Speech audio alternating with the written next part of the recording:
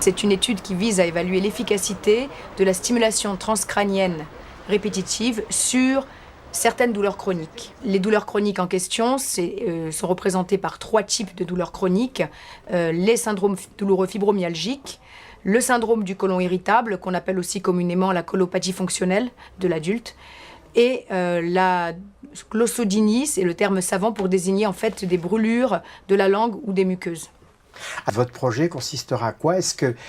En quoi est-il novateur, j'allais dire? Alors, il est novateur parce qu'aucune étude à ce jour n'a envisagé de traiter sur le long terme, donc en l'occurrence l'étude va durer jusqu'à 1 an, l'efficacité donc d'une technique comme la stimulation magnétique transcrânienne. Donc là, on n'a vraiment aucune donnée clinique sur l'efficacité et la tolérance à long terme.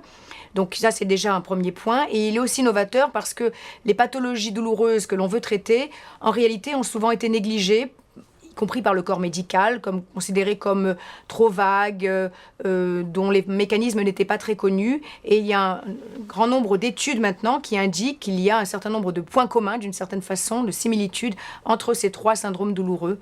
Et donc, il y a maintenant une recherche qui commence à se faire jour pour essayer de comprendre les mécanismes et de mieux traiter ces syndromes douloureux longtemps négligés.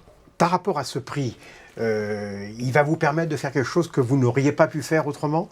Ah, complètement. Il va nous permettre de rémunérer un étudiant. Il va nous permettre également d'acheter un matériel supplémentaire, nous permettant notamment de mieux cibler la stimulation magnétique transcrânienne. Donc il va effectivement nous permettre d'améliorer et de faire réellement l'étude. Qu'est-ce qui se passe et C'est qu'est-ce une qu'on technique fait? qui est donc pas du tout invasive et qui consiste très simplement à stimuler une partie de la tête, en fait, donc une partie de la tête correspondant en l'occurrence à ce qu'on appelle le cortex moteur, et qui consiste à appliquer une sonde, une bobine en fait, sous forme de U, qui est assez maniable et qui n'est pas du tout lourde, à la surface de la tête pour stimuler certaines aires cérébrales, certaines cellules du cerveau.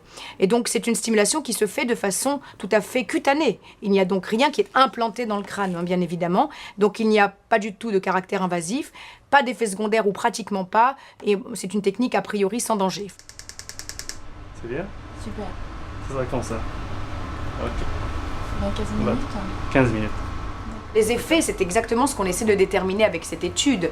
On a quand même fait une première étude pilote qui a suggéré que les effets sur la douleur pouvaient durer bien au-delà, bien entendu, de la séance. Donc plusieurs jours, voire plusieurs semaines après les séances. C'est un peu ce qu'on essaie de déterminer maintenant en utilisant des séances répétées pendant une très longue durée. Il nous faut effectivement un chiffre important de patients pour pouvoir juger bien sûr de la validité des données, pouvoir confirmer les résultats que nous avions obtenus dans notre première étude et pour pouvoir effectivement confirmer que ce traitement a réellement un intérêt thérapeutique en clinique et pourrait être utilisé à l'avenir en dehors de protocoles de recherche.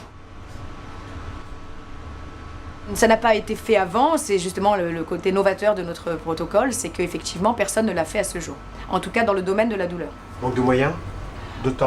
Non, c'est simplement également la nature des expériences qui ont été réalisées avec la stimulation magnétique, qui avaient souvent pour but un objectif pathophysiologique et pas nécessairement uniquement thérapeutique. Et là, le but de notre étude, c'est vraiment de voir la faisabilité, les applications cliniques, thérapeutiques potentielles, immédiates en fait, pour les patients.